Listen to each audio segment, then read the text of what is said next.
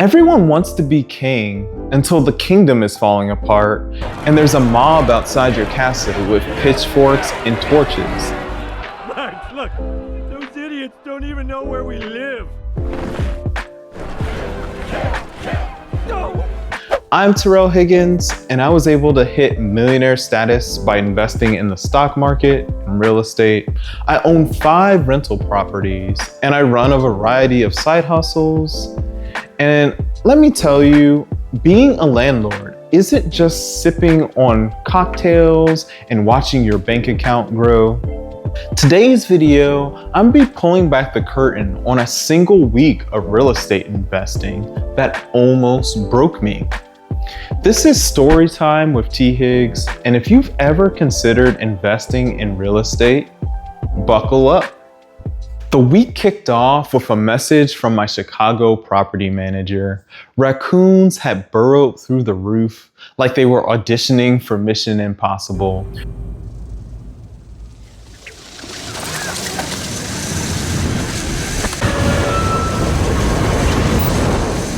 We had to evict those squatters and patch that hole in the roof. The final bill was $892.50. Thankfully, we didn't have to do a full roof replacement. Otherwise, that bill would have looked more like a down payment on a Tesla Cybertruck. And while my Chicago tenants were dealing with those rooftop raccoons, I was dealing with something a bit more intense. Hurricane Beryl.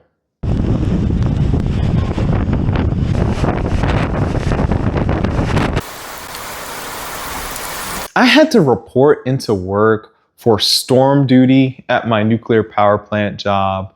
And when people hear nuclear, they think high tech and sci-fi gear. But I was actually sleeping somewhere that's called a penetration space. It feels like a giant cement walk-in freezer that you have to share with electrical switch gears and cables. All I had was a sleeping bag, a cot, and goosebumps from the cold. Meanwhile, my 2 properties in Houston, my primary residence, and my short-term rental in the Heights were left completely unprepared for the storm. When Beryl hit, it wrecked Houston. Nearly 87% of the city lost power, and the wind alone did $3 billion worth of damage. My primary residence got off unscathed. We didn't have power, but there were no major damages. My property in the Heights, it was not so lucky. We had leaks, a knocked over fence, and an Airbnb guest that was stuck in the middle of all of it. This is where a good property manager becomes priceless. My property manager in the Heights had actually lined up a contractor before the storm even hit. So the contractor came in the next day, repaired the leaks, and only charged $350. He was worth his weight in gold. And let me know in the comments below if you've had some nightmare repair jobs on your investment properties, because usually they don't go that smoothly and may cost way more money. Now, about that fence. That fence that fell over didn't just belong to my property. It actually spanned 6 different townhomes. So I let one of the other neighbors take the lead on the repair. And eventually they did. The group chat starts buzzing. And they let me know that the repair was going to be $1,400. And I said, cool, that sounds reasonable.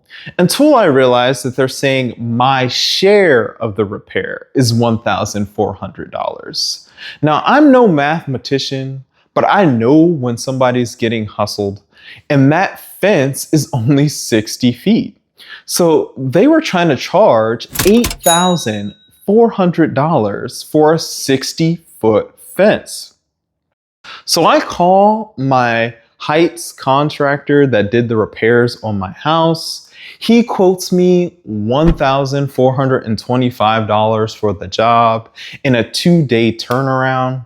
And I thought about pocketing the difference between what they quoted and what my guy quoted, but I didn't. I just wanted it done correctly and done quickly.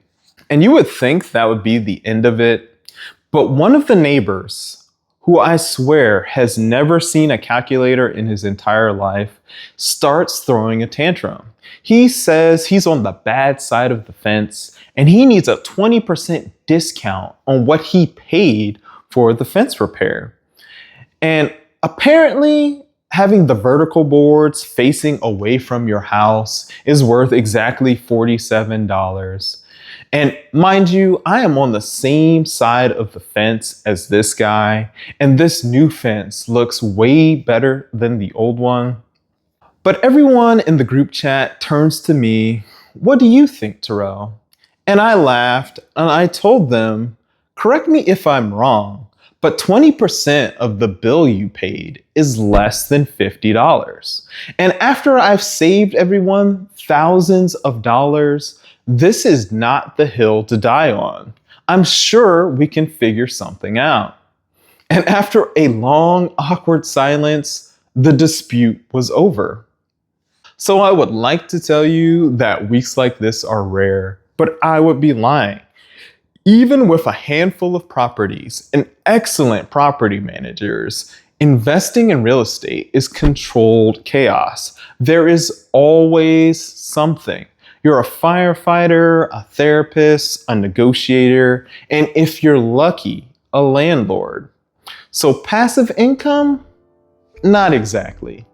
And if today's video gave you a better picture of what it's actually like to be a real estate investor, leave a like on the video and subscribe to the channel, because I give real world stories and practical advice like this every single week. And if you're starting to scale your wealth using real estate, just know that the IRS wants their cut. And I actually did an entire video on a short-term rental strategy that could make your tax bills a thing of the past. Keep getting 1% better every day, and I'll catch you in the next video.